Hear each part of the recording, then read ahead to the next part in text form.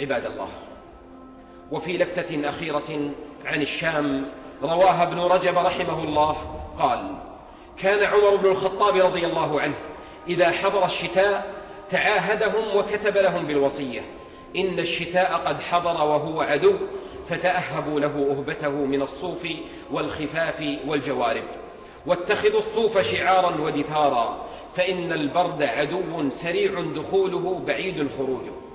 وإنما كان عمر يكتب إلى أهل الشام لما فتحت في زمنه، وكان يخشى على من بها من الصحابة وغيرهم ممن لم يكن له عهد بالبرد أن يتأذى ببرد الشام. انتهى.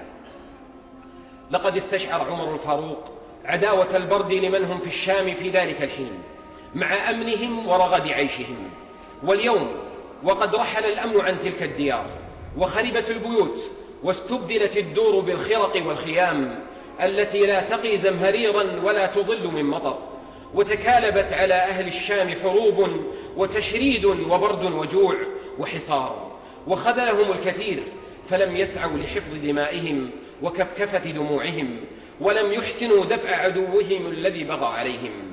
فلا أقل من بذل الواجب على القادر من المسلمين لأهل الشام من اللاجئين والمستوطنين، خصوصا وقد اشتد كلب البرد وتتابع المطر وغطاهم الثلج بردائه القاتل.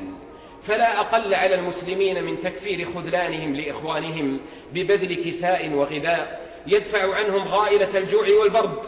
يجب على عموم المسلمين بذل ما في وسعهم حتى يكتفوا ويستغنوا، خصوصا وقد جال الموت بين المخيمات بمنجل الشتاء، فتساقط الضحايا من الأطفال والشيوخ والنساء.